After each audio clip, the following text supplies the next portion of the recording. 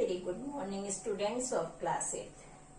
Students, after summer vacation, welcome back once again in a YouTube video. And today I am going to give you a YouTube video Hindi second chapter number 6 of your Amodani book. This is your Amodani book, chapter number 6 Bhagat Singh का पत्र। बच्चों, आज हम आपको ये पाठ पढ़ाएंगे। तो चलिए देखिए, हम पहले हमेशा की तरह पाठ को रीड करके एक्सप्लेन करेंगे, then I will give you all the exercise, answer, everything. Okay, so let me start. पाठ नंबर 6, भगत सिंह के पत्र। रात का हर कण मेरी गर्मी से गतिमान है, मैं ऐसा पागल हूँ जो जेल में भी आजाद है। भगत सिंह बहुत बड़े क्रांतिकारी वीर थे हमारे देश के, और हम उनको आज तक सभी याद करते हैं उनकी इस वीरता के लिए। उन्होंने अपने पिता को पत्र लिखा, उनके उस पत्र का इसमें जिक्र हुआ है, इस पाठ में दिया गया है। पत्र लिखते हैं भगत सिंह, पूज्य पिताजी नमस्ते। मेरी जिंदगी मकसद आला यानी आजादी हिंद के वसूल के लिए वक्फ हो चुकी है। यहाँ पे बच्चों उन्होंने ये कहा है कि मेरी जिंदगी का जो मकसद है बहुत ऊंचा है, बहुत श्रेष्ठ है। क्या मकसद है? आजादी ए हिंद के वसूल के लिए, हिंदुस्तान की, भारत की आजादी के सिद्धांत के लिए न्यौछावर कर दिया है। इसलिए मेरी जिंदगी में आराम और दुनियावी ख्वाहिशात बायसे कशिश नहीं है।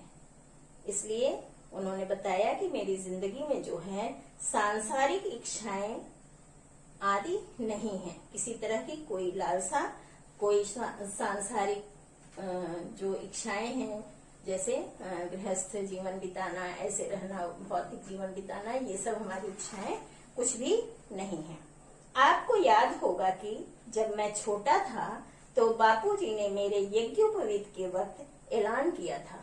उन्होंने अपने पिता को पत्र में याद दिलाया कि जब मेरा यज्ञोपवीत हुआ था तब बापूजी ने ऐलान किया था। क्या ऐलान किया था?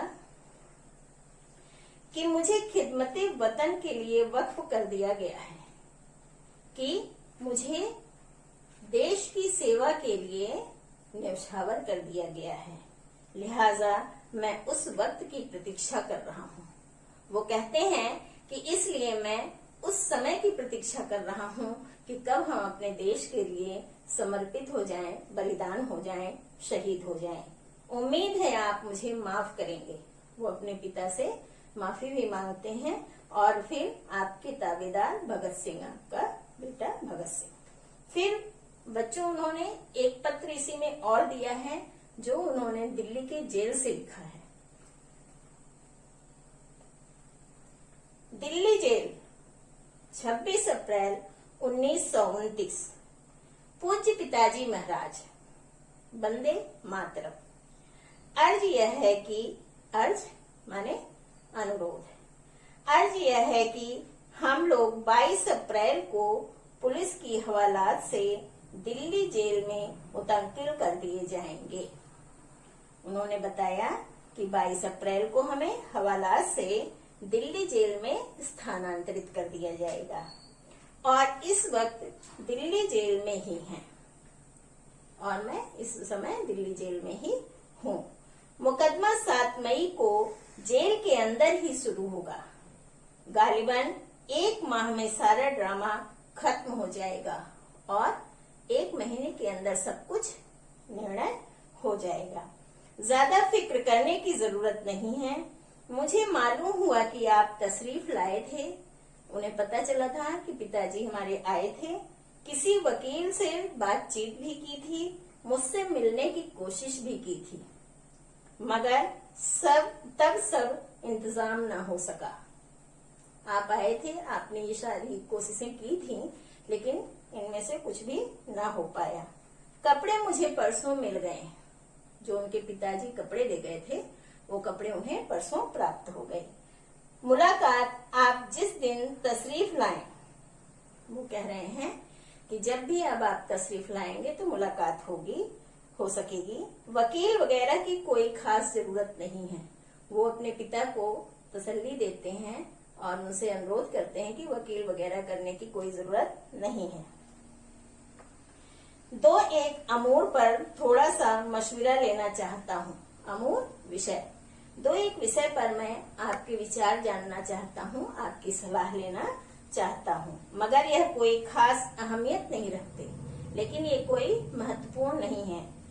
आप ख्वामख्वाह ज्यादा तकलीफ न कीजिएगा, आप बहुत ज्यादा परेशान मत होइएगा। अगर आप मिलने के लिए आए तो अकेले आइएगा, वाहिदा साहिबा को न लाइएगा। वाहिदा साहिबा उनकी माताजी, वो कहते हैं अपने पिताजी से कि आप माताजी को, माँ को मत लाइएगा। ख्वामख्वाह वो रो देंगी, वो हमें इस अवस्था में जेल में देखेंगी तो रो पड़ेंगी और उन्हें रोता देखकर मैं भी तकलीफ में आ जाऊंगा। घर के सब हालात आपसे मिलने पर मालूम हो सकेंगे। और वो अपने पिता से कहते हैं पत्र में कि जब आप आएंगे बाकी चीजें, हाल समाचार आपसे मुलाकात पर पता चल जाएंगी। हाँ, अगर हो सके तो गीता रहस्य, नेपोलियन की मोटी सवाना, ये दो पुस्तक के नाम हैं। उमरी जो आपको मेरी कुतुब में मिल जाएगी। अंग्रेजी के कुछ आला नॉवेल लेते आइएगा। ये सारी पुस्तकें हैं जो अपने पिता से वो लाने के लिए पत्र में लिख रहे हैं। वालिदा साहिबा, भाभी साहिबा, माता जी के चरण में नमस्कार। वो अपनी माँ, दादी और भाभी सबको अभिवादन भेज रहे हैं। रणवीर सिंह और कुलतार सिंह को नमस्ते। बाबूजी वो अपने दादाजी को कहते थे कि चरणों में नमस्ते अर्ज कर दीजिएगा, उन्हें भी हमारा अभिवादन दीजिएगा। इस वक्त पुलिस हवालात और जेल में हमारे साथ निहायत अच्छा सलूक कर रही है। उन्होंने अपने पिता को सांत्वना दी कि इस समय जेल में हमारे साथ अच्छा सलूक हो रहा है, इसलिए आप परेशान मत होइएगा। आप किसी किस्म की फिक्र न कीजिएगा। मुझे आपका एड्रेस मालूम नहीं है, आपका एड्रेस हमें पता नहीं है, इसलिए ये पत्र मैं कांग्रेस दफ्तर पर लिख रहा हूँ, अर्थात कांग्रेस दफ्तर के एड्रेस पर ये पत्र मैं भेज रहा हूँ। आपका ताबेदार भगत सिंह। फिर इसमें शिक्षा जो लिखी हुई है बच्चों, जीवन का मूल्य, हमें अपने देश के लिए अपना सर्वस्व न्यौछावर कर देना चाहिए, अर्थात देश से बड़ा कोई भी चीज नहीं है। इसलिए अगर हमारे देश को हमारी जरूरत है तो हमें पूर्ण समर्पण देना चाहिए, अर्थात अपने आप को बलिदान कर देना चाहिए। अब आपका उसके नीचे है ये शब्दार्थ। शब्दार्थ तो बच्चों आप लर्न करेंगे और उसके नीचे आपका एक्सरसाइज आ गया। एक्सरसाइज में क्या करना है, क्वेश्चन आंसर है सबसे पहले। तो हम क्वेश्चन आंसर के क्वेश्चन पढ़ के आपको आंसर बताते हैं, आप यूट्यूब में सुन के अपने आंसर लिख सकेंगे। भगत सिंह के यज्ञोपवीत के वक्त बापूजी ने ऐलान किया था, क्या हटाकर यहाँ तक आप लिख लेंगे, उसके आगे आप जोड़ देंगे कि भगत सिंह का जीवन देश सेवा के लिए न्यौछावर है। ठीक है, भगत सिंह का जीवन देश सेवा के लिए न्यौछावर है। सेकेंड क्वेश्चन में दूसरे पत्र में भगत सिंह ने किस ड्रामे की बात लिखी।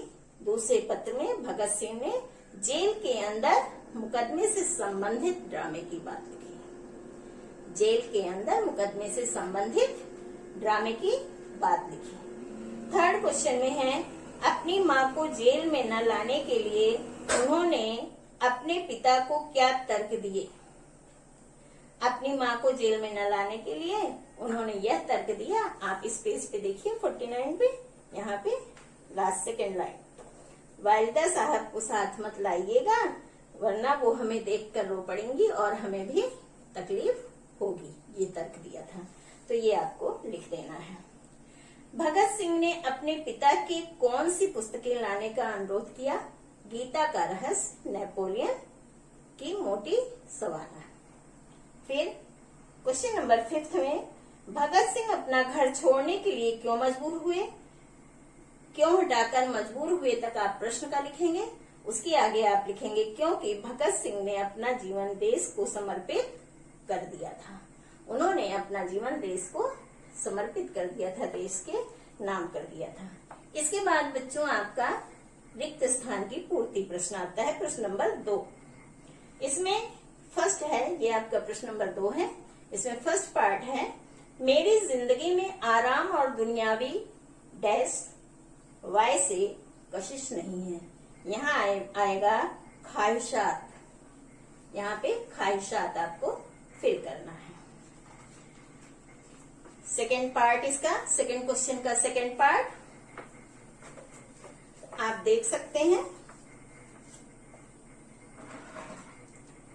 सेकेंड पार्ट, बापूजी ने मेरे डैश के वक्त ऐलान किया था, यज्ञोपवीत, यहाँ पे यज्ञोपवीत आ जाएगा।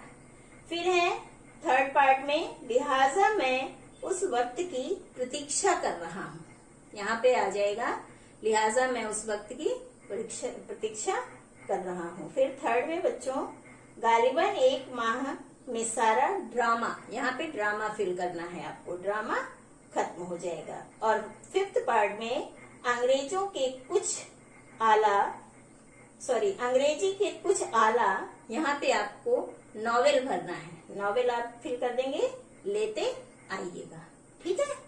फिर आपका ये विकल्प वाला प्रश्न आ गया बच्चों, थर्ड प्रश्न, इसमें आपको सही पर सही का चिन्ह लगाना है।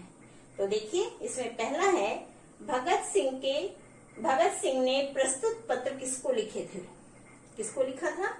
इसमें 3 ऑप्शन है, आपको किस पे टिक लगाना है, पिताजी को। पिताजी के सामने जो ये बॉक्स है इसमें आप टिक कर देंगे।